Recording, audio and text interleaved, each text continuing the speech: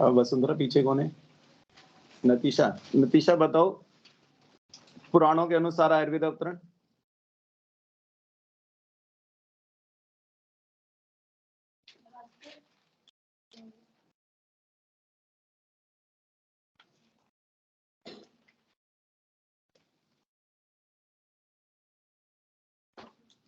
सोलह शिष्य कौन से पुराण में बताया ये?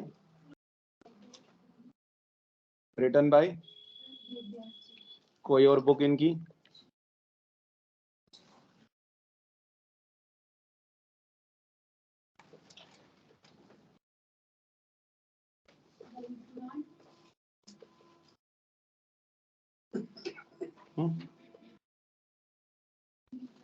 ये कौन सी बुक है? दर्शन बताओ कोई। वेदांत दर्शन। मुस्कान औलूक्य दर्शन। औलूक्य दर्शन बोलो नहीं बीच में। औलूक्य दर्शन कोई पॉइंट लिखवाया था औलूक्य दर्शन से संबंधित क्या? बोलो नहीं सृष्टि।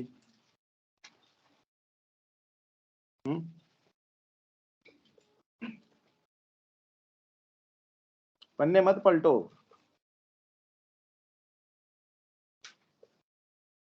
अब धीरे धीरे पलट रहे हैं। आवाज कुत्ते लेवल के कुत्ते।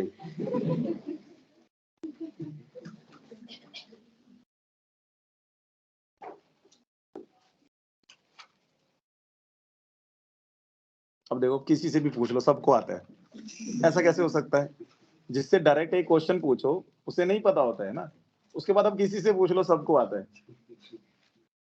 पन्ने पलट के क्यों आप वो करते हो? आप सोचा करो ना, कुछ तो अभी भी ढूंढने में लगे हैं। उनको मिल ही नहीं रहा बेचारों को कि कहाँ लिखा था, फिर लिखवाया भी है या नहीं। कौन बता रहा है? ऋषिका बताएंगे। ऋषिका दीपा ही है? पता नहीं। ऐसे नहीं, आपने दोस्त के बारे में पता होना चाहिए सबको। सहपाठी का नहीं पता आप लोगों को, ये तो गलत बात है। नहीं है ना इसका मतलब। दीपा ओ दीपा नहीं है, देखो नहीं आई है।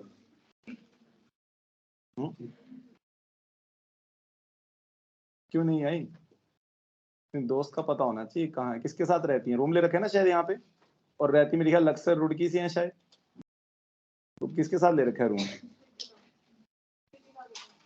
कृतिका। श्रीतिका तो खुद क्लास में नहीं आती है कभी। और कोई नहीं। श्रीतिका कैप्री कप्री क्या नाम है? ऐसा ही है ना? कापरी सॉरी, जो भी होगा। मेरा गलत वो नहीं था उच्चारण करना, मेरे को पता नहीं सर ने, मैंने पहली बार ही सुना है। मेरे को पता नहीं है सरनेम के बारे में। बहुत सारे सरनेम मेरे लिए नए रहते हैं, तो आप लोग मजाक ना समझा करो, है ना। किसी का सरनेम अच्छा नहीं होता ऐसा गलत बोलना। मुझे नाम चाहे गलत बोल रहा है ना, सरनेम तो एक धरोहर है ना किसी की, तो गलत नहीं बोल सकते हम। ना पता होने के कारण मेरे मुंह से ऐसा निकलता है, नहीं तो वैसा नहीं। बहुत सारे हैं ऐसे, कहीं वो आज तक नहीं मेरे को स्नेहा का नाम याद होता है। सिमल्टी सिमल्टी, अब जाके वो नहीं तो सिमलाती सिमलोटी पता नहीं क्या निकलता था। तो ये सुना ही नहीं है। ये इतनी कोचिंग में इतने बच्चे हैं, तब भी आप ये वाले जो सरनेम आप कह रहे हो श्रीतिका का या स्नेहा का, पहला पहला ही स्टूडेंट है ये मैंने। और जैसे बाकी आप नेगी सेम वाली ये तो सरनेम कॉमन हो गई। बाकी के इतने बच्चे होने के बावजूद भी आप लोगों ने सुन रखे हैं। आप लोगों के लिए नई नहीं है सरनेम ही। नई नहीं है। आरती नेगी कितना कॉमन, नेगी सबको पता है। पंत, डिमरी, डिमरी भी है। डिमरी भी है, डिमरी तो ऋषिकुल में भी थे, तो डिमरी भी बहुत सुन रखा है। सभी मतलब ये यादव पता नहीं कितने हैं कोचिंग में भी पढ़े हैं। मेघा यादव भी 4-5 होंगी कोचिंग में। बाकी सब तो हैं कॉमन, पंत पांडे ये वो सब। सारांश, सारांश का भी नहीं है। सारांश क्या था? 10 माना क्या मतलब होता है? कहाँ से लाया?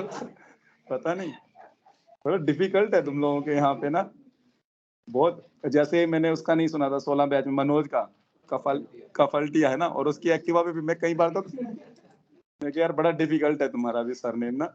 और किसी का नहीं सुना मैंने कफल्टिया। आप लोगों ने सुना है कफल्टिया? मैंने कभी नहीं। उत्तराखंड में मेरे को भी 6 साल हो गए, इतने बच्चे ऐड होते हैं इतने लोगों के, कफल्टिया मैंने सुना ही नहीं आज तक। एक ही सुना है बस, मनोज का, उसके बाद नहीं सुना। आप लोग शायद इसलिए कि आप लोगों के लोकल वो हैं तो आप लोग सुन लेते होंगे, हमें सुनने को बहुत रेयर मिलता है। पर फिर भी मुझे लगता है आपके कॉन्टैक्ट्स कितने होंगे फ़ोन में? ज़्यादा 100, 200, 500, मेरे कम से कम 14-15 हज़ार है। ना व्हाट्सएप पे शायद 6-7 हज़ार कॉन्टैक्ट्स हैं, है ना? मुझे लगता है मेरे से ज़्यादा तो क्या ही सुने होंगे फिर आपने।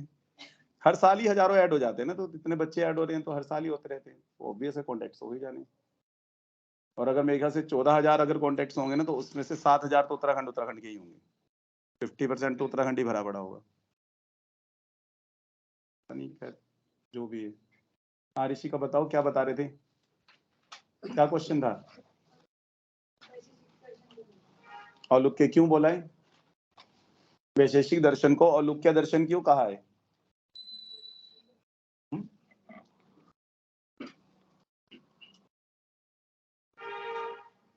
इतनी लंबी कहानी होगी, उसी से संबंधित है। औलुक्य ने दिया था ना, कुछ सही से बताओ ना। कुछ सही से बताओ, औलुक्य ने क्या दिया था? क्यों दिया था? क्या, कौन है औलुक्य?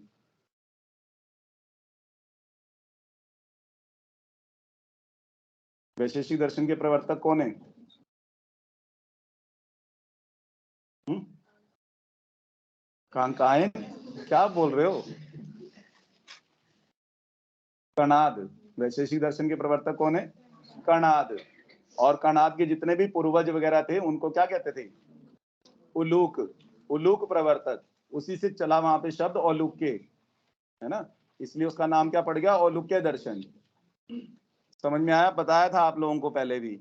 उलूक प्रवर्तक है इनके, कणाद के मतलब कणाद भी उन्हीं की वो हो गए ना, वंशज हो गए। तो आप ये कह सकते हैं एक तरह से उलूक प्रवर्तक रहे हैं इसके, वैशेषिक दर्शन के, जिसको आगे कणाद ने चलाया। वैशेषिक दर्शन को हम लोग प्रवर्तक इसलिए कह देते हैं क्योंकि करंट की जो समुदाय था वो केवल कणाद को जानते थे, तो इसलिए मेन प्रवर्तक कणाद हो गए। बाकी तो उनके पूर्वजों की धरोहर है, तो उनके पूर्वजों को क्या बोलते थे हम? उलूक, है ना? उलूक प्रवर्तक थे। तो उलूक से ही शब्द पड़ा वहां पे औलुक्य। औलुक्य दर्शन इसलिए कहा गया इसको। साथ में कौन है ऋषिका? अंकिता। ऋचा कहाँ है? कहाँ गई? क्यों? बैठ नहीं पा रही? क्या है? थक गई है? टांगे दबा देते थोड़ी देर, फिर थक गई है तो है? सेवा करो फिर थोड़ी देर। ये कैसा थकना हो गया भाई कि बैठ नहीं पा रही है? इतना भी क्या थक गए? हम्म? आज तो मॉर्निंग क्लास भी नहीं थी, आज किस बात की थकान? थेरेपी में ड्यूटी थी, वो एक दिन थेरेपी करके थक गए? फिर तो आप लोग ये कहना कि बीएचयू एडमिशन ना हो, फिर तो दुआ मांगना। वहां वेरिकोज वेन हो जाता है ना बीएचयू में, रात को 10-10 बजे भी। वहां पे पता है क्या सिस्टम रहता है? दिन में आपकी ड्यूटी है, उसी दिन आपकी नाइट ड्यूटी भी है, और उसके अगले दिन फिर आपकी फिर नॉर्मल ड्यूटी है। ये नहीं जिसने नाइट ड्यूटी किया तो अगले दिन ऑफ मिलेगा उसको, ऐसा नहीं होता है। मत जाना बीएचयू, फिर आप लोगों का लेवल नहीं है। या बीएचयू कॉलेजेस में मत जाना फिर आप लोग। यही पकड़ना है, क्या नाम है छपड़ा का जो डला हुआ है यहाँ, यही पकड़ना। लोकेश आयुर्वेदिक कॉलेज कौन सा है? जो भी है वही है, और क्या है? और कुछ नहीं है। सारी रिसर्च वही होती है बैठ के उसके बाद कुछ नहीं होता है। और एटीट्यूड देखो, यहाँ पीजी स्कूल जितने बच्चे बाहर आइया बीएचयू में जाते हैं ना, वो जब भी मिलते हैं इतने रिस्पेक्ट से मिलते हैं, जो अपने ही पास से सिलेक्ट होके जा रहे हैं। जो ऋषि कुल में जाते हैं पता नहीं क्या हो जाता है उनमें, एक 55,000 क्या मिलने लगता है उनको। मतलब इतनी बू आ जाती, बू दो प्रकार की होती है ना, एक खुशबू और एक बदबू। उनमें वो बू बद वाली इतनी ज्यादा हो जाती है कि पूछो ना। ना, वो नमस्ते नमस्ते वाला तो सिस्टम ही खत्म हो जाए सीधा, और बॉस क्या हाल चाल है, ये यहाँ पहुंच जाते हैं, ये लेवल हो जाते हैं, है ना? सिर्फ, और वो भी यहाँ ऋषिकुल में पहुंच के, जो बेचारे बाहर के हैं वो तो और रिस्पेक्टफुल। उनमें कहते हैं ना, जितना फल अच्छा लगे उतना ही झुकाव आता है। यहाँ गंदगी में तो गंदी सीखोगे और क्या सीखोगे? तभी तो आप लोगों को कहते रहते हैं बार बार कि बाहर जाओ, ऑल इंडिया में जाओ, कोटे में ना पड़े रहो। आपको पता है आपका स्टेट कोटे का कॉलेज अच्छा नहीं है, फिलहाल नहीं है तो। अच्छा बताओ, क्वेश्चन बताओ। वैशेषिक दर्शन का प्रारंभ किस सूत्र से? वैशेषिक दर्शन का प्रारंभ किस सूत्र से हुआ?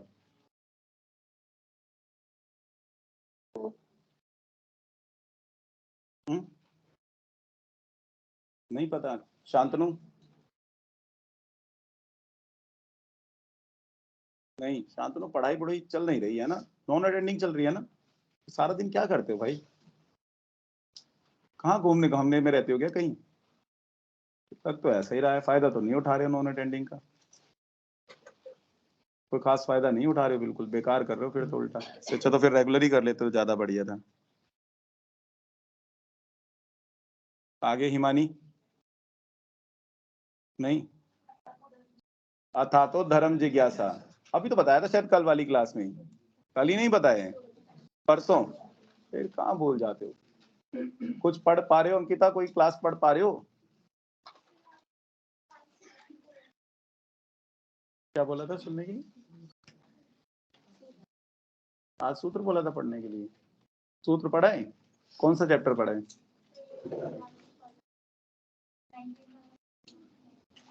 18 भी तो पढ़ा है ना आज। 18 19? चलो बताओ सूत्र में से फिर कोई 4 वातज बताओ, कोई 4 वातज स्थानीय दोष बताओ, स्थानीय शोध।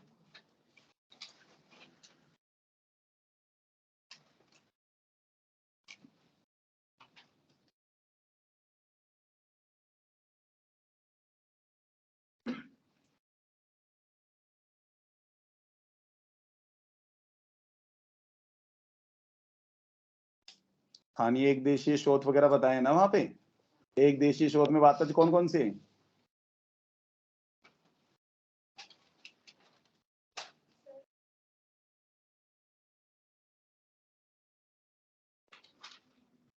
बताओ, आप कह रहे सूत्र पढ़ के आए हो, बता ही नहीं पा रहे हो फिर। सीखा तो आज ही है शायद, पहली बार किस क्लास में? फर्स्ट टाइम है? पहले पढ़ रखा है आयुर्वेद इतिहास? नहीं, फर्स्ट टाइम आए हो या पहले भी किसी क्लास में आए थे? परसों आए थे? पढ़े कुछ परसों वाला पढ़ाओ? नहीं, क्यों? कल पढ़ के आओगे? आज तक का हो जाएगा कंप्लीट? कल आज तक की क्लास का कंप्लीट हो जाएगा? पक्का बताना श्योरली, कभी कल फिर छुट्टी मार लो तो मैं आते ही पूछूंगा फिर। ठीक, पढ़ के आना। निधि पढ़ाई? निधि कौन सी क्लास का पढ़ते हो? ऐसे कैसे काम चलेगा निधि? निधि कब पढ़ोगे ऐसे बताओ? क्लास में ऐसे आवरण कर लोगे किसी आगे वाले का तो काम चल जाएगा वहां पेपर में? छिपने से काम हो जाएगा? कान भी बंद कर लिया क्या? मैं छिप तो गई, कान भी बंद करो, मुझे नहीं सुन रहा कुछ भी। क्या करें बताओ, ऐसे थोड़ा ना काम चलता है जैसे आप लोग चला रहे हो।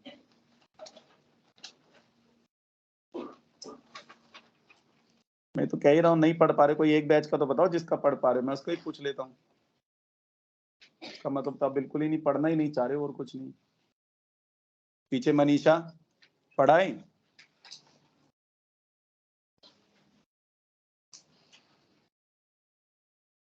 चरक चिकित्सा के अनुसार बताओ आयुर्वेद अवतरण।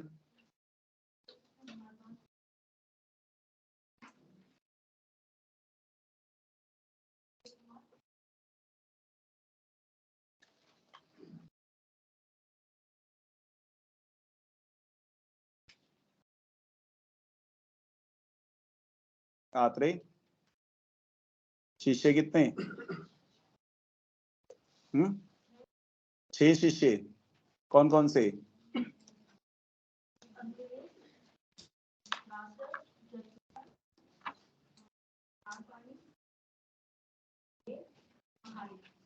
हारित।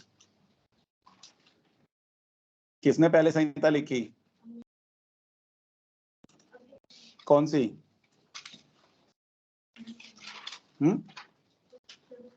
चरक संहिता अग्निवेश की? फिर चरक की क्या थी? अग्निवेश की कौन सी संहिता थी? अग्निवेश तंत्र की रचना की उन्होंने। जिसको पुनः एडिट करके चरक ने चरक संहिता बनाई, है ना। चरक संहिता थोड़ी ना अग्निवेश की है, चरक संहिता किसकी है? चरक की है, खुद की।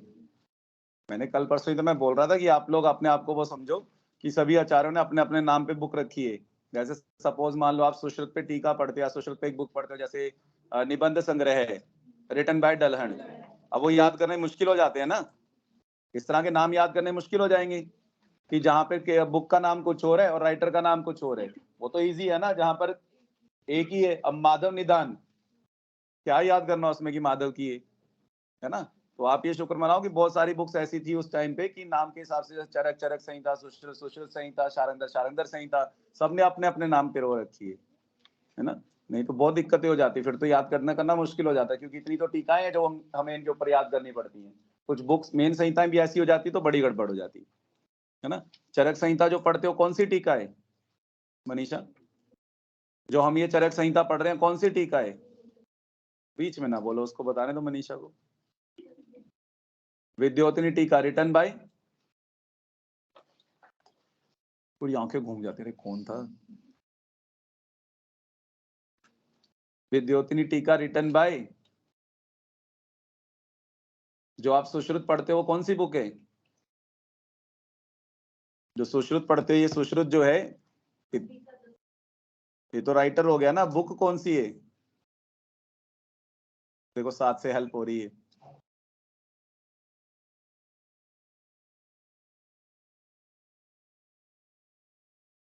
प्रवीण कौन सी बुक है? मुकुल कौन सी है? इस सुश्रुत का नाम क्या है इसका? क्या सुश्रुत संहिता है भी नहीं जो खोल के देख लेते?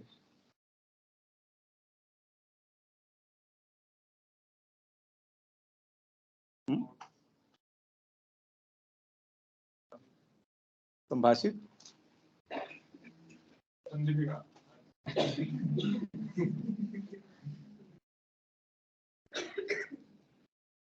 मुकुल रिपीटिशन रखा करो बहुत सारी चीजों का।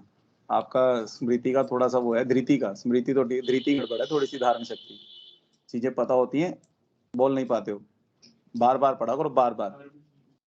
आयुर्वेद तत्व संदीपिका, आयुर्वेद तत्व संदीपिका रिटन बाय अंबिका दत्त शास्त्री, और चरक की है विद्योतिनी टीका रिटन बाय गोरखनाथ काशीनाथ, है ना।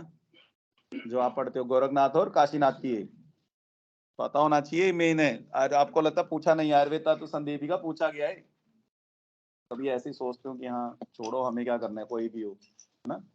पूछा जा चुका है। जैसे आप वो छोटे वाली बुक देखी आपने सुश्रुत की? सुश्रुत की ये वाली बुक शायद आपको यूजी में लगवाते होंगे, देखिए वाली बुक सुश्रुत की, ऐसे वाली नहीं। किसकी है ये? देखो आप नाम देख रहे हो, सुश्रुत विमर्शिनी। इस टीका का नाम क्या है? सुश्रुत विमर्शिनी, ये जो छोटे वाली है किसकी है ये? अब देख लो नाम किसकी है? अनंतराम शर्मा की सुश्रुत विमर्शिनी। पूछेंगे आपसे वो भी कभी ना कभी जरूर, पता होना चाहिए। आयुर्वेद तत्व संदीपिका हिंदी टीका है ना फेमस, यही है बस दो हिंदी टीका है फेमस। कौन सी? आयुर्वेद तत्व संदीपिका जो हम पढ़ते हैं सुश्रुत की, रिटन बाय अंबिका दत्त शास्त्री, और दूसरी जो है सुश्रुत विमर्शिनी, विमर्श जैसे लिखते हो Sushrut Vimarshini, written by Anantram Sharma, written by Anantram Sharma.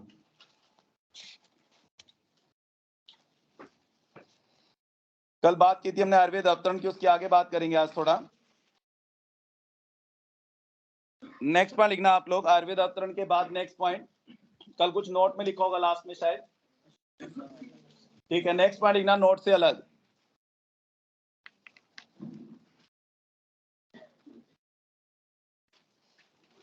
Next point लिखना नोट से अलग, लिखो कौटिल्य अर्थशास्त्र,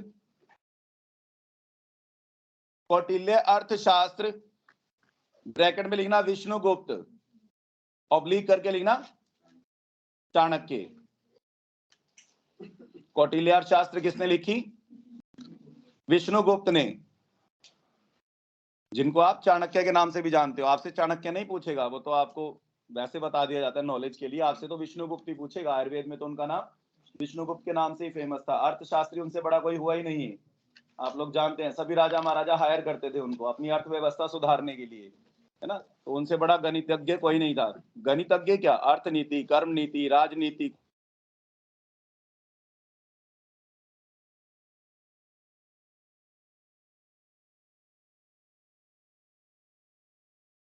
करें। तो आप लिख रहे थे कौटिल्य अर्थशास्त्र जो है रिटन बाय जो है विष्णुगुप्त, जिनको चाणक्य कहा गया है। एरो डाल के लिखना। इसमें जो है कौटिल्य अर्थशास्त्र में अश्व, गो, गज, अश्व, गो यानी गाय, गज, इनके अध्यक्ष तथा चिकित्सकों का वर्णन मिलता है। इनके अध्यक्ष तथा चिकित्सकों का मतलब वो चिकित्सकों को ही कह देते थे ये गो अध्यक्ष है, गाय का जो गायों की जो चिकित्सा करने वाला वैद्य है। अश्व की करने वाला तो जैसे अब तो अश्व वैद्य बोल देते हैं आजकल, है ना, वेटनरी जो आप कह देते हैं एनिमल्स वगैरह में। तो उस समय पे क्या कहा जाता है, गो अध्यक्ष, अश्व अध्यक्ष, तो इस तरह से नाम फेमस होते थे उनके। तो गाय के, अश्व के तो आपको वर्णन मिलता है वहां भी कौटिल्य अर्थशास्त्र में भी, है ना। जैसे हम वेदों में पढ़ रहे थे ना आयुर्वेद, तो वेदों में हमने पढ़ा कि इस वेद में जो है आयुर्वेद का ये वर्णन है, इसमें वैश्वानर आया अग्नि के स्थान पर। तो ऐसे ही आपको याद रखना है कौटिल्य अर्थशास्त्र में भी गाय, और अज वगैरह के बारे में, गज के बारे में और अश्व के बारे में, इनके जो है अध्यक्ष और चिकित्सकों का वर्णन मिलता है। नेक्स्ट पॉइंट लिखना, फिर लिखो अश्व चिकित्सा। नेक्स्ट हेडिंग डालना अश्व चिकित्सा। लिखो इस विषय पर मुख्य संहिता, अश्व चिकित्सा जो है इस विषय पर मुख्य संहिता शालिहोत्र की है। इस विषय पर मुख्य संहिता शालिहोत्र, शालिहोत्र की है। शालिहोत्र पे एरो डाल के लिखना। लिखो शालातुर के निवासी, शालातुर गांव का नाम है। शालातुर, शाला जैसे लिखे आतुर रोगी के लिए जैसे लिखते वैसे शालातुर इकट्ठा शब्द है। शालातुर निवासी अश्वघोष के पुत्र, अश्वघोष के पुत्र।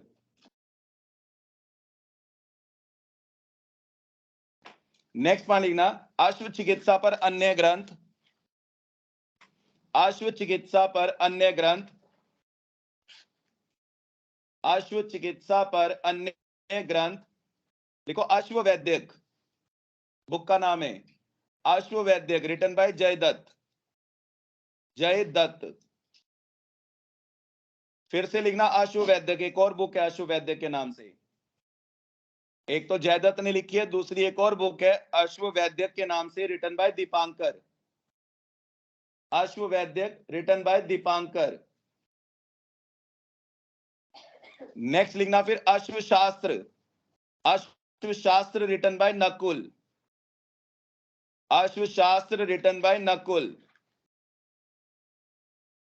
नेक्स्ट एक बुक का नाम और लिखना है आपको जो अश्व चिकित्सा से संबंधित है। राइटर मेंशन नहीं किया गया, सिर्फ बुक का नाम लिखना। वो बुक परख के पूछता है कि किससे संबंधित है, तो आप लिखना है लीलावती। बुक का नाम है है लीलावती। है शब्द किसके लिए आता है, घोड़े के लिए। है शब्द भी किसके लिए, घोड़े के लिए आता है। अगर आपको समझ में आ गया तो वहां निकल जाएगा है लीलावती, है लीलावती। बस इतना ही जानना है कि किससे संबंधित है, अश्व चिकित्सा से संबंधित है। नेक्स्ट हेडिंग डालना गज आयुर्वेद, नेक्स्ट हेडिंग डालना गज आयुर्वेद, गज आयुर्वेद। तो हाथियों के बारे में भी वर्णन है आयुर्वेद का। तो गज आयुर्वेद में लिखना इसके प्रवर्तक पाल काप्य, इसके प्रवर्तक पाल काप्य इकट्ठा शब्द है, पाल काप्य। तो हम लोग ऐसे ही याद रख लेते हैं गजपाल, गजपाल मतलब गज आयुर्वेद पाल काप्य का। इसके प्रवर्तक जो है पाल काप्य हैं, तो एक निमोनिक के तौर पे आप याद रख सकते हो गजपाल।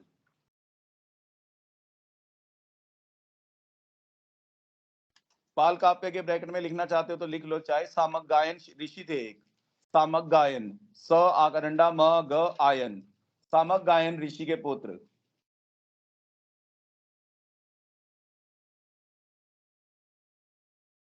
पाल काव्य जो है सामक गायन ऋषि के पुत्र। नेक्स्ट पॉइंट लिखना अन्य रचनाएं, अन्य रचनाएं, इन्हीं की पाल काव्य की जो अन्य रचनाएं हैं, लिखो हस्ती आयुर्वेद, हस्ती वही हाथी वाला मतलब, हस्ती आयुर्वेद, गज शास्त्र, गज शास्त्र, ये किनकी होगी? इन्हीं की हो गई। और अन्य ग्रंथ जो और आचार्यों के थे गज शास्त्र से रिलेटेड। नेक्स्ट लिखना अन्य ग्रंथ गज लक्षण।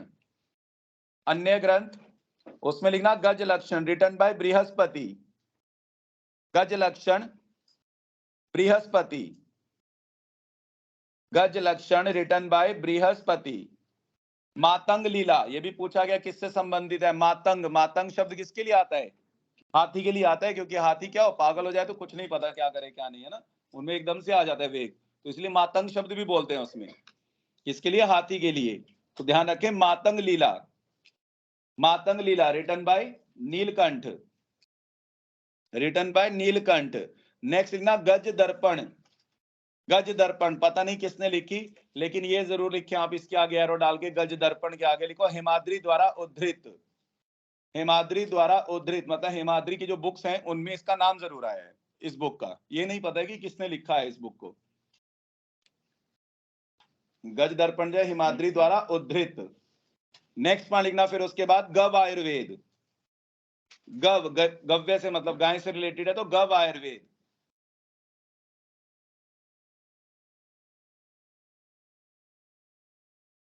लिखो सहदेव इसके विशेषज्ञ माने जाते हैं, गव आयुर्वेद के। सहदेव नकुल सहदेव जो पढ़ते हैं ना वही सहदेव जो है इसके विशेषज्ञ माने जाते हैं। नेक्स्ट लिखना मृग पक्षी शास्त्र। मृग पक्षी शास्त्र नेक्स्ट पॉइंट मृग पक्षी शास्त्र। मृग पक्षी शास्त्र पे एरो डाल के लिखना। देखो इस पर किसी जैन पंडित हंसदेव की रचना है। मृग पक्षी शास्त्र पर किसी जैन पंडित हंसदेव की रचना है। हंसदेव की रचना। नेक्स्ट पॉइंट लिखना वृक्ष आयुर्वेद। वृक्ष आयुर्वेद। वृक्ष आयुर्वेद एरो डालना सूरपाल। वृक्ष आयुर्वेद रिटन बाय सूरपाल। स बड़े की मात्रा र सूरपाल।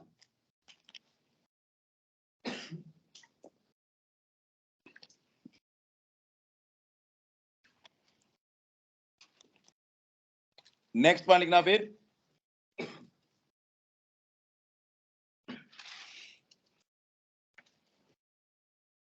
नेक्स्ट हेडिंग डालना बृहत्रयी। नेक्स्ट हेडिंग डालना बृहत्रयी। तो बृहत्रयी में क्या आता है? चरक सुश्रुत और अष्टांग हृदय। तो बृहत्रयी में लिखना आप एरो डाल के चरक सुश्रुत और अष्टांग हृदय। वाग्भट नहीं बोलेंगे आप, वाग्भट में तो दोनों हो गए ना, संग्रह और हृदय, तो आप क्या बोलेंगे? अष्टांग हृदय, है ना। हमेशा बृहत्रयी में चरक सुश्रुत अष्टांग हृदय। बृहत्रयी में तो बृहत्रयी में फर्स्ट लिखना चरक के बारे में। लिखो चरक पिता का नाम विशुद्ध। चरक के पिता का नाम विशुद्ध।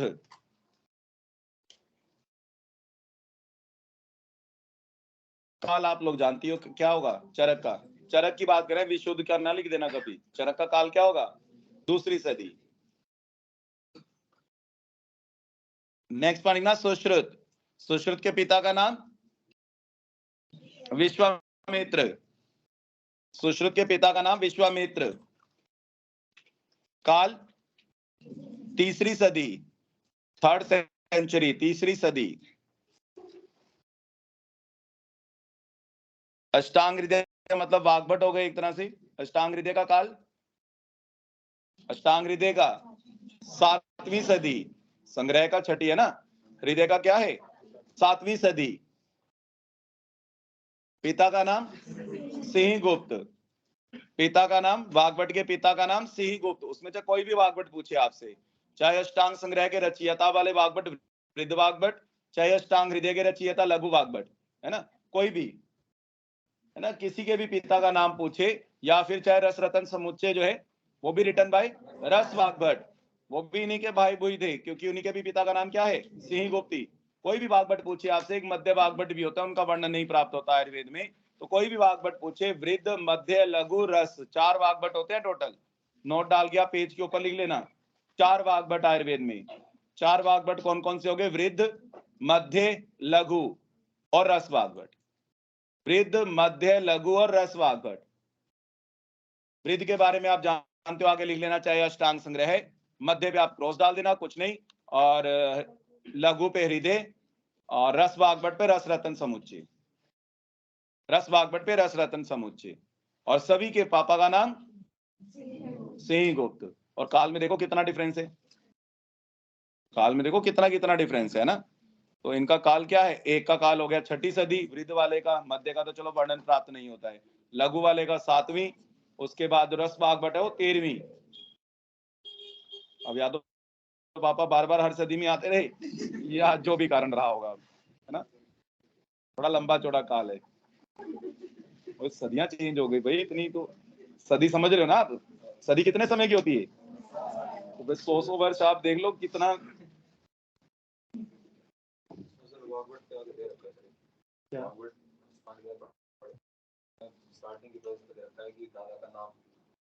पितामह चलता था, पितामह। हाँ वही, वो पुराना ट्रेंड था ना, जो आपके साउथ में फॉलो होता है आज भी। साउथ में यही, तभी तो आप पढ़ रहे हो ना। वाग्भट कहाँ की है, दक्षिण भारत की।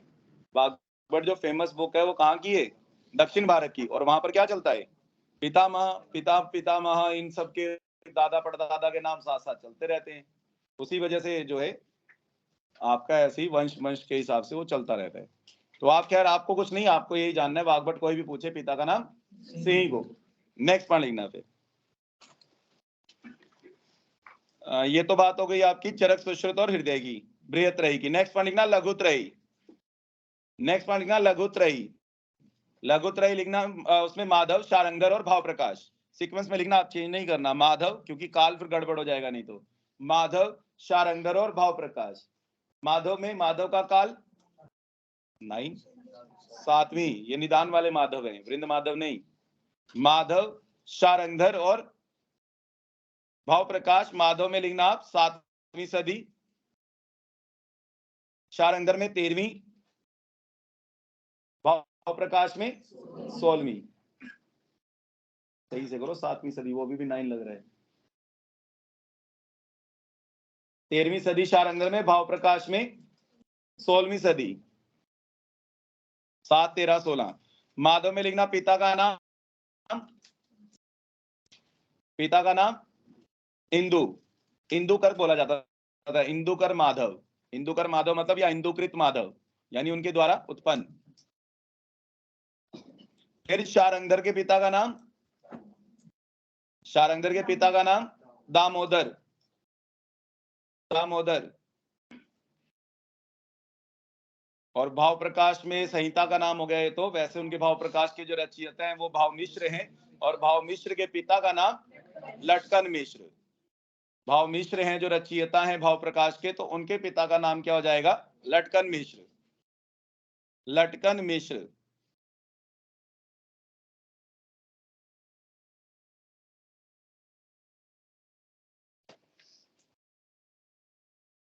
नेक्स्ट पॉइंट लिखना फिर, लिखो आयुर्वेद का शीर्षस्थ ग्रंथ,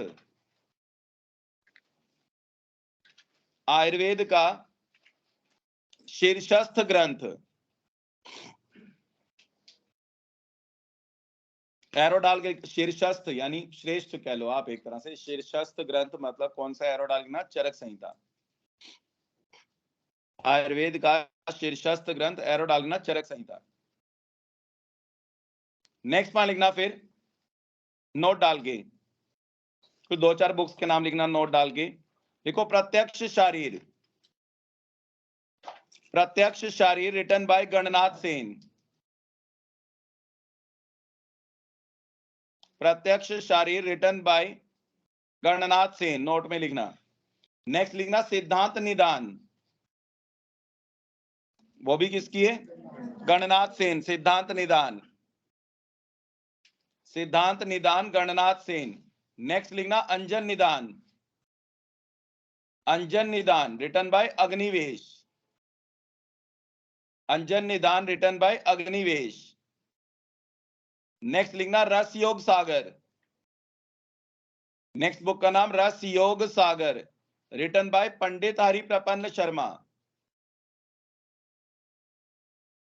रस Yog Sagar written by Pandit Hari Prapanna Sharma.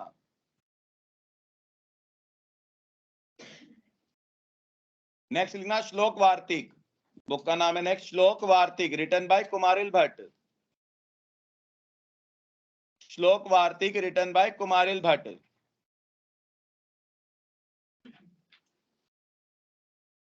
Next heading डालना, फिर नोट से अलग लिखो शल्य तंत्र संबंधित ग्रंथ। नेक्स्ट हेडिंग डालना शल्य तंत्र संबंधित ग्रंथ। तो शल्य तंत्र से संबंधित ग्रंथ कौन से हैं, कौन कौन सी बुक है जो शल्य शास्त्र से संबंधित है मेनली? तो जो आपके धन्वंतरी के शिष्य है ना, कितने, उनके लगभग सभी के तंत्र आ जाएंगे उन्हीं के नाम से। जैसे आपको याद है औपधनेव और अभ्र पोष कलावत गोपुर रक्षित करवीर वगैरह करके जो आपने पढ़े थे, व्याकरण वगैरह सुश्रुत, ये सब धन्वंतरी के जो शिष्य थे, तो इनके सबके तंत्र जो है किससे संबंधित होंगे? शल्य शास्त्र से, क्योंकि धन्वंतरी किसके थे? मेन शल्य के होते, ज्ञाता थे। तो आप ऐसे लिखना और अभ्र तंत्र नाम लिख लेना सभी के, और अभ्र तंत्र, औपधनेव तंत्र, पोष कलावत तंत्र।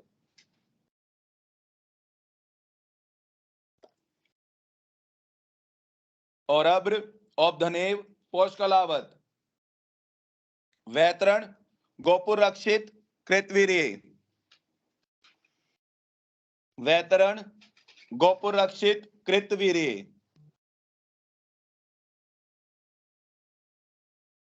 भोज, वृद्ध भोज, दोनों अलग अलग लेना, भोज तंत्र, वृद्ध भोज तंत्र।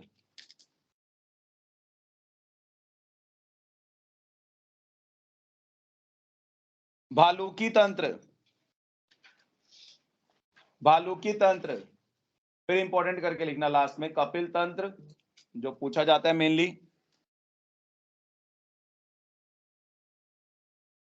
कपिल तंत्र और गौतम तंत्र, कपिल तंत्र और गौतम तंत्र।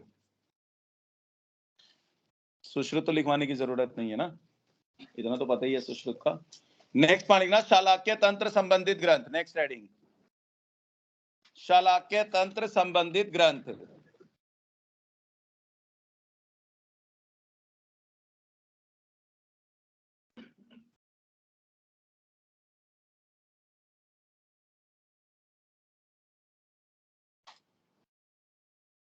चालाक्य तंत्र संबंधित ग्रंथ में लिखना, लिखो विदेह, प्रवर्तक ही है उनके।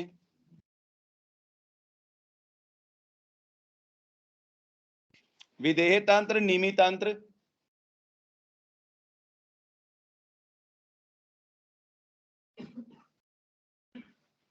विदेह तंत्र, निमि तंत्र, कांकायन तंत्र, गार्ग्य तंत्र, जो डलहन के शिष्य थे, गार्ग्य तंत्र, गालव तंत्र, गार्ग्य तंत्र, गालव तंत्र, शौनक तंत्र, भद्र शौनक तंत्र, शौनक तंत्र, भद्र शौनक तंत्र, कराल तंत्र, चक्षुष्य तंत्र, कराल तंत्र, चक्षुष्य तंत्र। इंपॉर्टेंट करके लिखना कृष्ण आत्रेय तंत्र, कृष्ण आत्रेय तंत्र, कात्यायन तंत्र, कात्यायन,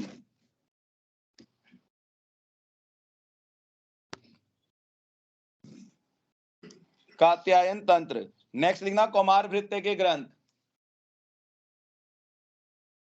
कौमार भृत्य के ग्रंथ, कौमार भृत्य के ग्रंथ में लिखना बंधक तंत्र,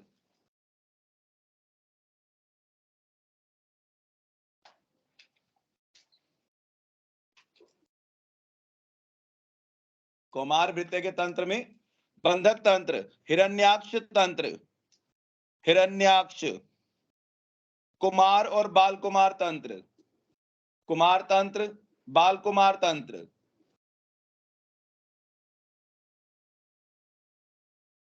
प्रवर्तक तंत्र, प्रवर्तक, प्रवर्तक तंत्र, वृद्ध जीवक या काश्यप संहिता, वृद्ध जीवक तंत्र या काश्यप संहिता,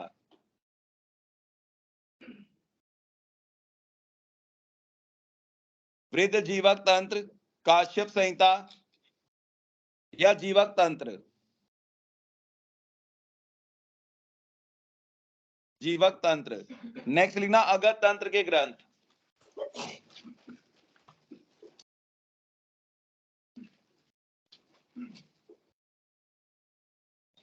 अगत तंत्र के ग्रंथ, अगत तंत्र के ग्रंथ में लिखना सनक संहिता, स न क सनक, स न क सनक संहिता।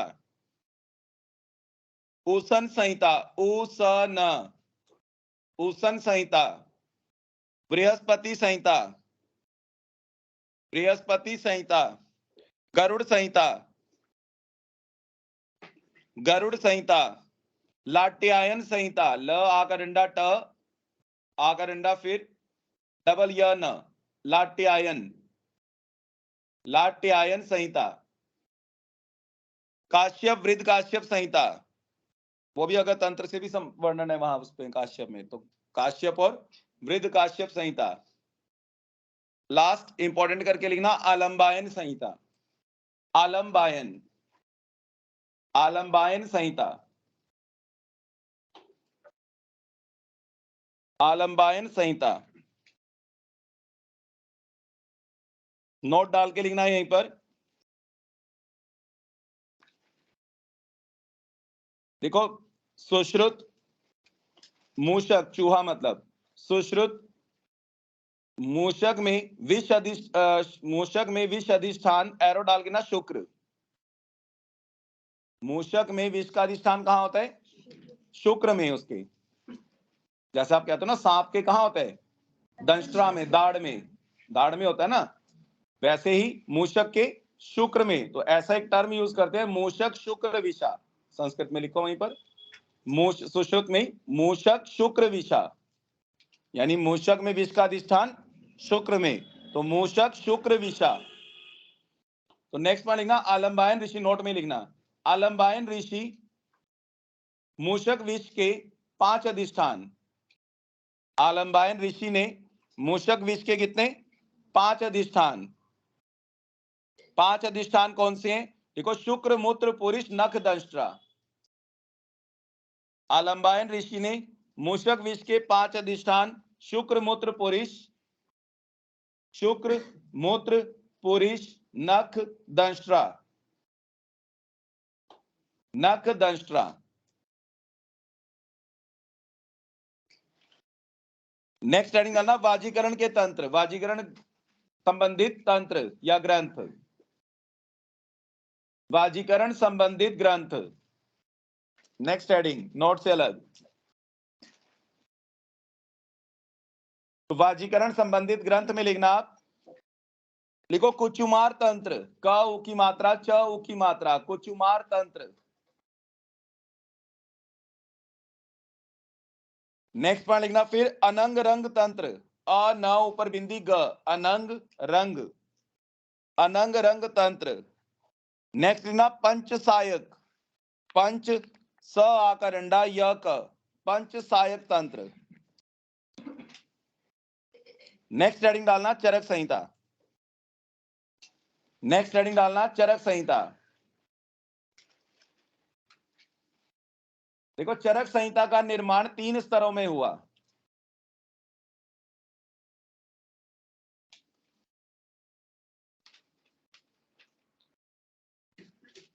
चरक संहिता का निर्माण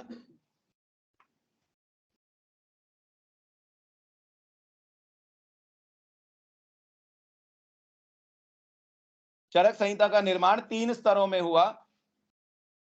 नेक्स्ट पॉइंट इसमें लिखो मूल उपदेष्टा, मूल उपदेष्टा, एरो डाल के ना आत्रेय पुनर्वसु या पुनर्वसु आत्रेय जैसे मर्जी कह लो। मूल उपदेष्टा कौन थे? पुनर्वसु आत्रेय, आत्रेय पुनर्वसु जैसे भी लिखना चाहो। ब्रैकेट में लिखना 1000 ईस्वी पूर्व, 1000 ईस्वी पूर्व। नेक्स्ट पॉइंट लिखना तंत्रकर्ता,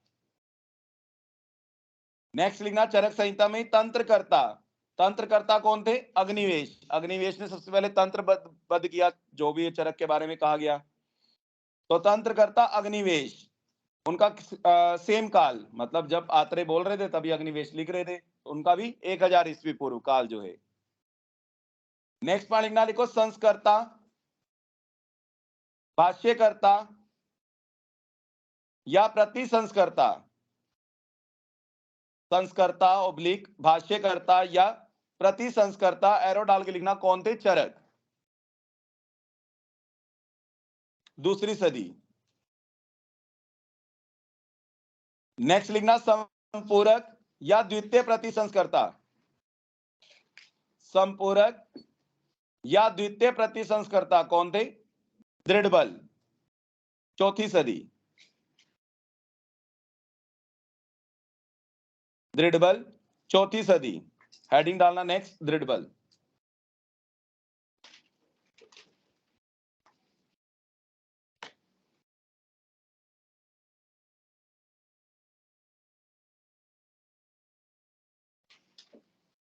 देखो पिता का नाम कपिल बलि, दृढ़बल के पिता का नाम कपिल बलि,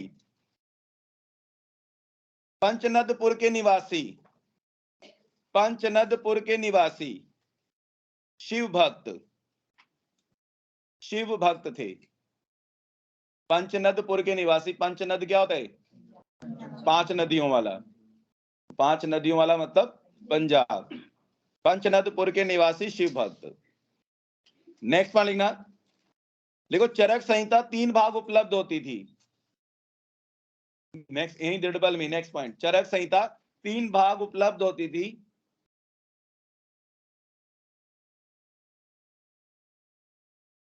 इन्होंने, दृढ़बल ने मतलब इन्होंने चरक संहिता के 41 अध्याय 41, इन्होंने चरक संहिता के 41 अध्याय जोड़े।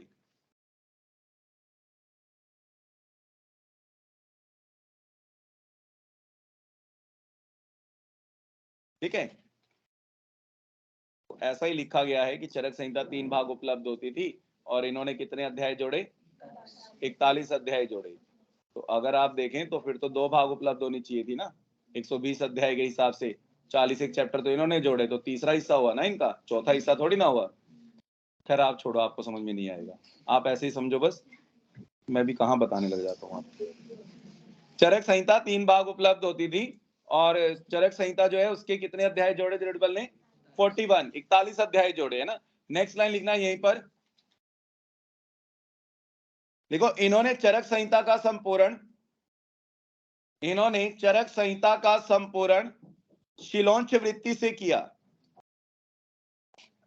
इन्होंने चरक संहिता का संपूर्ण शिलोंच वृत्ति, श शलगम वाला, छोटी की मात्रा ल, उ की मात्रा, ओ की मात्रा, शिलोंच वृत्ति, आधा न च, च छोटी की मात्रा, ल ओ की मात्रा, आधा न च छ, शिलोंच वृत्ति। शील का मतलब होता है, शील का मतलब होता है धान्य, ओंच का मतलब इकट्ठा करना। शील, शिला मतलब शिलोंच लिखा ना आपने, शिला मतलब धान्य, ओंच मतलब इकट्ठा करना, है ना। तो शिलोंच, इकट्ठा शब्द क्या बन गया? शिलोंच। तो जिस प्रकार से धान के खेत से धानों को चुग चुग कर धान्य को इकट्ठा किया जाता है, उसी प्रकार से दृढ़बल ने क्या किया? बहुत सारे शास्त्र पढ़े उन्होंने। पहले तो अपनी चरक संहिता पढ़ी उन्होंने, जितने चैप्टर थे उस टाइम अवेलेबल, है ना। तो जो भी 79 एक चैप्टर अवेलेबल थे, जो आप 41 तो इन्होंने जोड़े 120 में, तो 79 ही अवेलेबल होंगे उस टाइम पे, तो 79 चैप्टर उन्होंने पढ़ डाले। तो देखो उन्होंने पढ़े होंगे तो तुरंत उन्हें याद भी हो गए होंगे, है ना। तो आचार्य थे उस टाइम की बुद्धि थी, उन्होंने पढ़े, पढ़ के उन्होंने सोचा कि किस किस विषय की कमी, उन्होंने और शास्त्र पढ़े, जो जो विषय की उनको लगा यार ये चीज चरक में नहीं है, तो उन्होंने वो चीज उठाई, उन शास्त्रों से, तंत्रों से, जो भी उस टाइम फेमस थे वहां से उठाकर उन्होंने क्या करा? चरक संहिता में जोड़े, है ना। तो इस तरह से मतलब अलग अलग जगह से जोड़े, इसलिए उनको क्या कह दिया? शिलोंच वृत्ति। जिस प्रकार से एक किसान जो है, खेत बड़ा खेत होता है ना, सारे खेतों में से धान को क्या करता है? अलग अलग जगह से काट के एक जगह ढेर लगाता है, फिर दाने निकालता है उनके, तो इस तरह से इकट्ठा करता है पूरे खेत में से। सेम ऐसे ही उन्होंने भी एक तरह से खेत रूपी शास्त्र जितने भी थे, उन शास्त्रों से इकट्ठा करके अलग अलग चैप्टर्स को उठा के चरक संहिता में ऐड ऑन किया, है ना। तो चरक संहिता संपूर्ण हुई, समझ में? क्योंकि उनको विषय वस्तु तो पता थी, विषय वस्तु तो स्टार्टिंग में पता लग गई उनको कि यहाँ चरक संहिता में इतने अध्याय थे। उनको ये था कि अब जो मिसिंग पार्ट है इसका मतलब वो जोड़ना तो है ही। जब उनके पास आया तो उन्होंने पूरक बन के शिलोंच वृत्ति से इसका संपूर्ण किया। टोटल कितने अध्याय जोड़े? 41। 41 में आप जानते हो 12 12 24 चैप्टर तो आप जानते ही हो, वो तो पूरा पूरा स्थान था। कौन सा? कल्प स्थान और सिद्धि स्थान। वो तो लास्ट के 2 स्थान है, अंतिम पार्टी खंडित था, तो इसलिए उन्होंने पूरा जो है लास्ट के 2 स्थान पूरे के पूरे ऐड किए। तो आप ऐसे लिखना कल्प 12, सिद्धि 12, 24 चैप्टर ये हो गए, प्लस 17 चिकित्सा के अध्याय, चरक चिकित्सा के।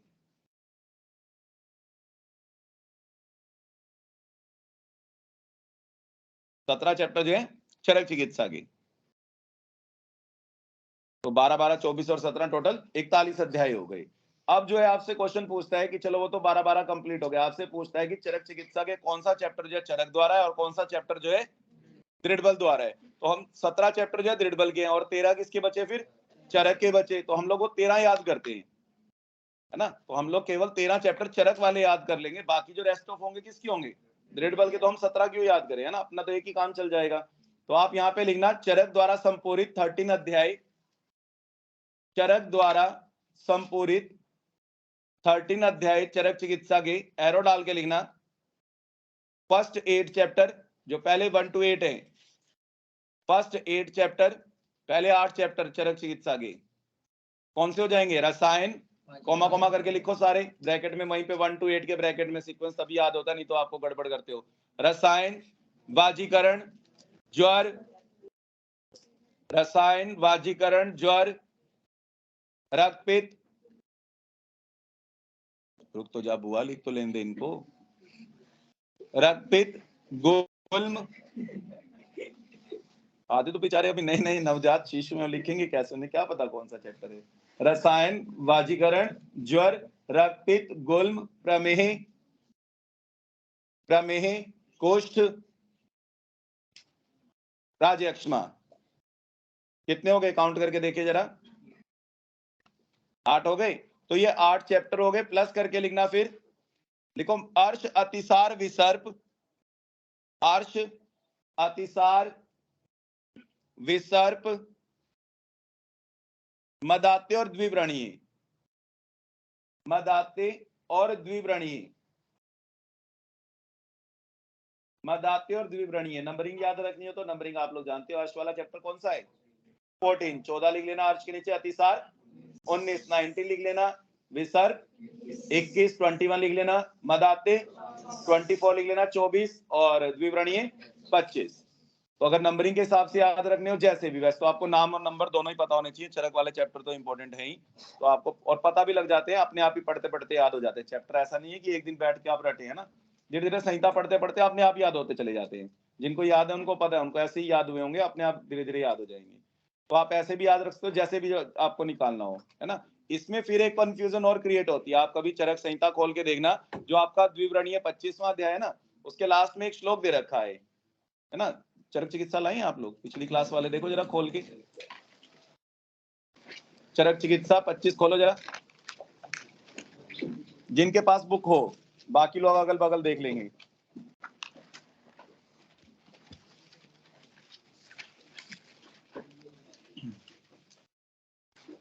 चरक चिकित्सा 25 में लास्ट जो श्लोक आया होगा, बिल्कुल लास्ट 120, 21 करके आया होगा, 120, 121। उसके बाद देखना, इत्ते अग्निवेश कृते तंत्रे चरक प्रति संस्कृते अप्राप्ते दृढ़बल संपूरिते। मिला आपको, नहीं होना चाहिए था ना यहाँ पे, है ना।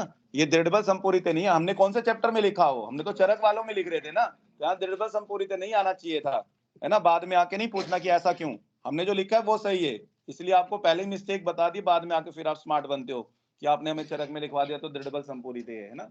तो ध्यान रखें, वो बुक में थोड़ा सा गलत मेंशन किया गया है, दृढ़बल संपूरिते नहीं है, वो चरक संपूरिते ही आएगा केवल, ठीक है। नेक्स्ट पॉइंट, फिर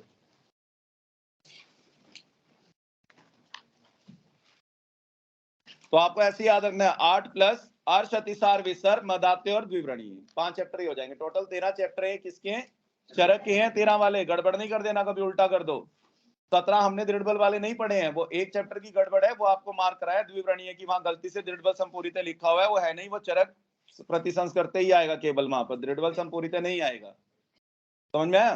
नेक्स्ट देखना, फिर उसके बाद लिखो दृढ़बल, नेक्स्ट लिखना दृढ़बल गुप्तकालीन आचार्य थे, गुप्त काल के, उस टाइम काल अलग अलग काल होते थे, गुप्त काल, मौर्य काल, ऐसे सुने होंगे आपने, मौर्य वंश काल, ये काल, चंद्रगुप्त वगैरह नाम सुने होंगे शायद, है ना। तो गुप्त कालीन आचार्य थे दृढ़बल जो थे, तो इतना ही वर्ड याद रखना है, दृढ़बल जो थे गुप्त कालीन आचार्य थे।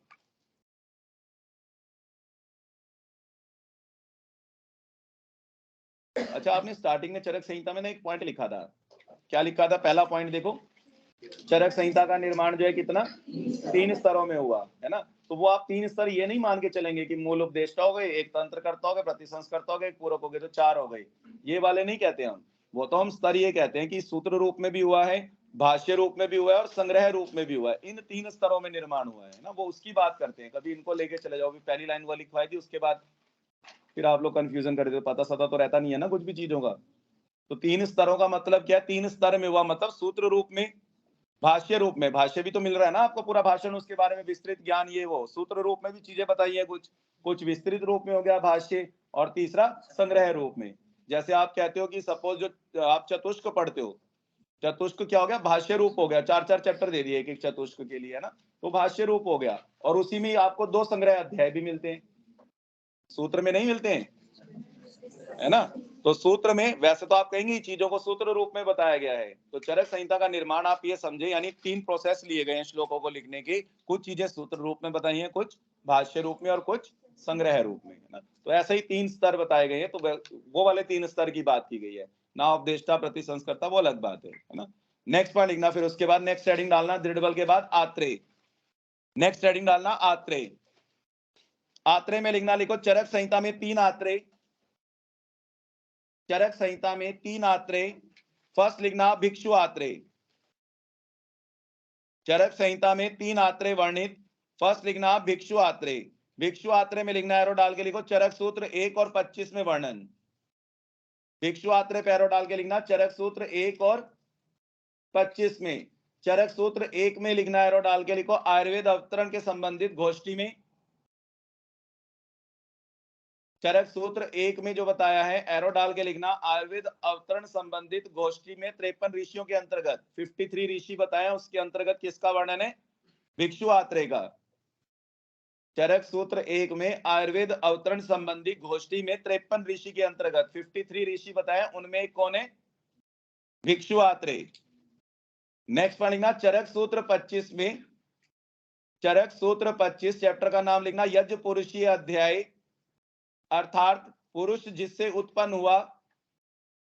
चरक सूत्र 25 ब्रैकेट में लिखना यज्ञ, य और ज, यज्ञ पुरुषीय, पुरुष, पुरुषीय अध्याय, पुरुष नहीं लिख देना मल वाला, पता ही नहीं लगता क्या लिखोगे कॉपी में, पता नहीं कहाँ बेइज्जती कराओगे जाके। एक तो आप कभी नहीं बताएंगे हम कहाँ पढ़ते हैं ना, ओट पटांग लिखते हो आप लोग, हमारी बेइज्जती कराओगे, किसने लिखवाया, फिर कहोगे हाँ वहां लिखवाया उन्होंने। यज्ञ पुरुष वाला लिखना है, मेल वाला है ना, यज्ञ पुरुषीय अध्याय। तो इसका मतलब होता है यज्ञ पुरुष का मतलब क्या हुआ कि पुरुष जिससे उत्पन्न, उसका वर्णन किया गया इस चैप्टर में, है ना। तो अर्थात करके लिखना वहां, जिससे पुरुष उत्पन्न, उसका वर्णन इस अध्याय में क्या है? यज्ञ पुरुष ये अध्याय में, जिससे पुरुष उत्पन्न, तो उसके लिए सभी आचार्यों ने, संभाषा परिषद है ना वहां, तो अलग अलग आचार्यों ने अलग अलग बात दिए। किसी ने कहा कि सत्व मन से सभी लोग उत्पन्न हुए, सभी पुरुष किससे उत्पन्न हुए? मन से। किसी ने कहा आत्मा से उत्पन्न हुए, किसी ने कहा मातृ पितृ कारण है, किसी ने कहा रस कारण है सभी के उत्पत्ति में, सबने अलग अलग बात दी है ना। तो वहां पर भिक्षु आत्रेय ने क्या दिया? कालवाद। उन्होंने कहा कि ऐसा कुछ नहीं है, सब काल के कारण उत्पन्न हुए, समय आने पर सभी की उत्पत्ति हुई। तो भिक्षु आत्रेय ने क्या कहा? कालवाद। तो ऐसे लिखना चरक सूत्र 25 यज्ञ पुरुष ये अध्याय में, जिससे पुरुष उत्पन्न हुआ के अंतर्गत भिक्षु आत्रेय ने कालवाद का वर्णन। भिक्षु आत्रेय ने, लिख क्यों नहीं रही, लिखो ना, भिक्षु आत्रेय ने कालवाद का वर्णन, सजावट में लगी इधर उधर एरो बनाने में। भिक्षु आत्रेय ने कालवाद का वर्णन, मैं रिपीटेड बोल रहा हूं, ये एरो कैरो डाली जा रही है। पता है मुझे, आप लोगों को पता होगा शायद पहले, लेकिन लिखना जरूरी है, फिर गड़बड़ कर देते हो, कहां जहां सोच जाओगे फिर चरक भूल जाते हो। नेक्स्ट पॉइंट लिखना, ये तो एक आत्रेय हुए आपके, कौन से? भिक्षु आत्रेय। 3 आत्रेयों की बात कर रहे थे हम, दूसरे आत्रेय लिखना कृष्ण आत्रेय। दूसरे आत्रेय जो है कृष्ण आत्रेय, कृष्ण आत्रेय का वर्णन लिखना, लिखो सूत्र 11 में। कृष्ण आत्रेय का वर्णन सूत्र 11 में, त्रिस्र, त्रिस्र मतलब 3, त ई की मात्रा स के पैर में त्र, मतलब आधा स डालते हैं और पूरा त्र डाल देते हैं तो तिस्त्र हो जाता है। तो त्रिस्र ऐषणीय अध्याय,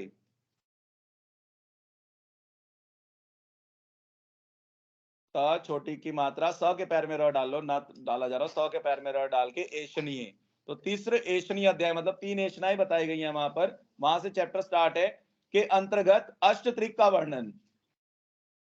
चरक सूत्र 11 में तीसरे ऐषणीय अध्याय के अंतर्गत अष्टत्रिक का वर्णन, अष्टत्रिक का वर्णन किसने? कृष्णात्र ने 8 त्रिक बताए हैं वहां पर टोटल जो है। नेक्स्ट पॉइंट लिखना फिर यहीं पर लिखो, चरक चिकित्सा में कृष्णात्र के अंतर्गत ही, चरक चिकित्सा में कुछ योग कृष्णात्र द्वारा वर्णित, चरक चिकित्सा में कुछ योग कृष्णात्र द्वारा वर्णित, तो कौन कौन से योग है? नेक्स्ट नेक्स्ट करके लिखना, अलग अलग लाइन में सीक्वेंस में कौन कौन से योग है जो कृष्णात्र द्वारा वर्णित है चरक चिकित्सा में। फर्स्ट लिखना फलारिष्ट, एरो डाल के ना अर्श रोग में, फर्स्ट लिखना फलारिष्ट अर्श में। सेकंड लिखना क्षार गुटिका, क्षार गुटिका, ट शब्द आएगा टमाटर वाला, क्षार गुटिका और नागर आदि चूर्ण, क्षार गुटिका और नागर आदि चूर्ण दोनों ग्रहणी में, दोनों कृष्णात्र भाषित है या कृष्णात्र द्वारा वर्णित है। क्षार गुटिका और नागर आदि चूर्ण किस रोग में? ग्रहणी में। नेक्स्ट लिखना नवयस चूर्ण, नेक्स्ट लिखना नवयस चूर्ण, एरो डाल के लिखना पांडु में, ब्रैकेट में लिखना अनुपान मधुसर्पी। नवयस चूर्ण, नव अयस, अयस मतलब लोह, तो नवयस लोह भी कह देते हैं इसको, एक ही बात है, वो डिफरेंट नहीं है। नवयस चूर्ण कह लो या लोह कह लो, एक ही बात है। नवयस चूर्ण या लोह जो भी कहें आप, पांडु में विद मधुसर्पी। नेक्स्ट लिखना प्रपौंड्रिक आदि तेल, प्रपौंड्रिक आदि तेल, एरो डाल के ना शिरो रोग में, प्रपौंड्रिक आदि तेल शिरो रोग में। नेक्स्ट लिखना बला तेल और अमृत आदि तेल, बला तेल और अमृत आदि तेल, एरो डाल के लिखना वात व्याधि में, बला तेल और अमृत आदि तेल वात व्याधि में। नेक्स्ट लिखना जीवनीय घृत, जीवनीय घृत, जीवनीय घृत, एरो डाल के लिखना वात रक्त में, जीवनीय घृत वात रक्त में। तो ये सब एक जगह कंपाइल किए, जितने भी चरक चिकित्सा में आप कृष्णात्र वाले योग पढ़ते हो तो इनको ऐसे ही याद रखना। नोट डाल के लिखना, यहाँ पे नोट डाल के लिखना, लिखो शिलोंच वृत्ति का वर्णन, नोट डाल के लिखना यहाँ पे शिलोंच वृत्ति का वर्णन सुश्रुत ने प्रमेह चिकित्सा में ब्राह्मणों के लिए, शिलोंच वृत्ति का वर्णन सुश्रुत ने प्रमेह चिकित्सा में ब्राह्मणों के लिए किया है, शिलोंच वृत्ति का वर्णन प्रमेह चिकित्सा में ब्राह्मणों के लिए किया है।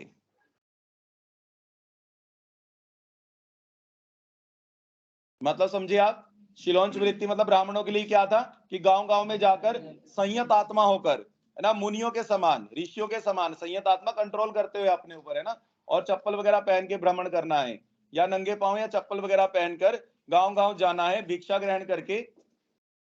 मतलब जैसे आप शिलोंच वृत्ति कह रहे थे ना, जगह जगह से धान इकट्ठा करना, या जगह जगह से जैसे दृढ़बल ने चैप्टर इकट्ठे किए, वैसे वो जगह जगह से गांव गांव जाकर भिक्षा इकट्ठी करेंगे, जिससे क्या होगा, मेद घटेगा। तो ब्राह्मणों का काम ही यही है। पुराने समय में ब्राह्मण क्या करते थे? भिक्षा के द्वारा ही जीवन निर्वाह करते थे। आजकल के ब्राह्मण गाड़ियों में घूमते हैं, अमीर अमीर हो गए हैं, उल्टा और खुद भंडारे कर रहे हैं, है ना, वो अलग बात है।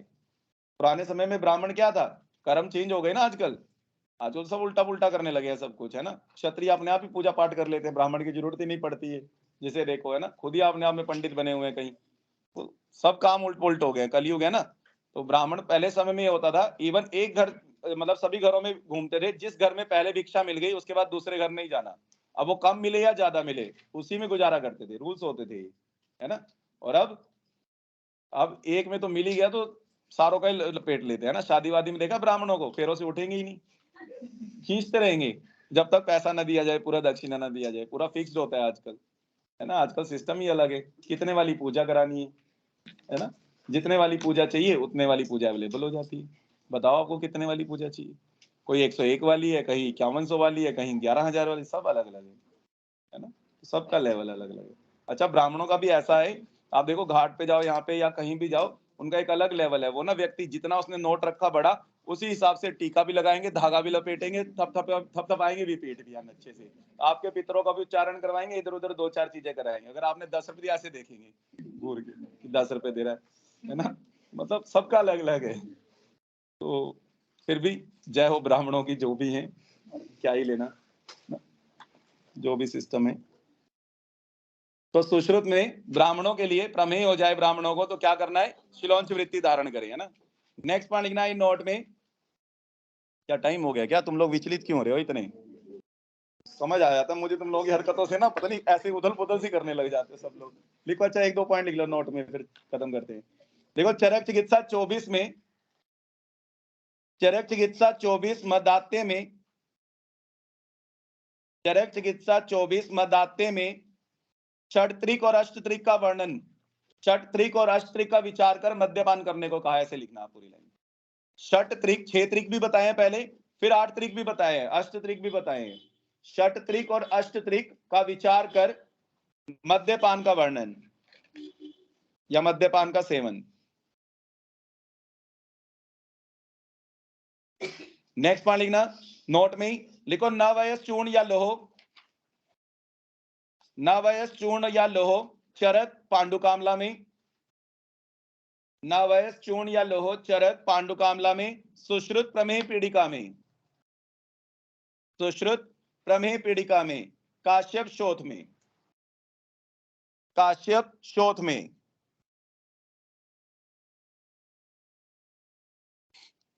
नेक्स्ट पॉइंट लिखना, इसी में नवयस चूर्ण या लोहो में, नोट में नेक्स्ट पॉइंट लिखो, इसका घटक क्या है, त्रिफला त्रिमद त्रिकटु, त्रिफला त्रिमद त्रिकटु, त्रिफला त्रिमद त्रिकटु। 9 द्रव्य हो गए ना, इसलिए नव नाम हुआ, और प्लस अयस, प्लस करके लिखना, अयस मतलब लोहो, इसलिए नाम क्या हो गया, नवयस। तो 9 चीजें वो और एक चीज लोहो, दोनों 50-50% रहेंगे, यानी वो 9 चीजें मिला के अगर आप 1 किलो ले रहे हो, तो अकेला लोहो भी कितना लोगे, 1 किलो। यानी अयस के ब्रैकेट में लिख लेना 50%, और बाकी त्रिफला त्रिकटु त्रिमद के ब्रैकेट में भी लिखना 50%। और त्रिफला और त्रिकटु तो आपको पता है क्या क्या होता है, त्रिमद क्या होता है, मुस्त विडंग चित्रक, वहीं लिख लेना। त्रिमद के लिए पूछेगा आपसे, त्रिमद क्या है, मुस्त विडंग चित्रक। अनुपान क्या है इसका नवयस का, वो भी लिखवाया आपको, मधुसर्पी। अनुपान क्या है, मधुसर्पी।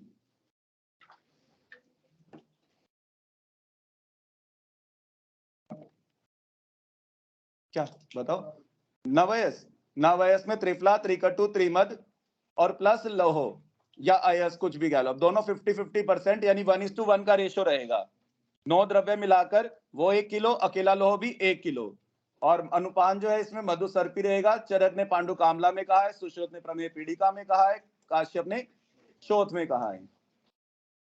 और कुछ अभिषेक,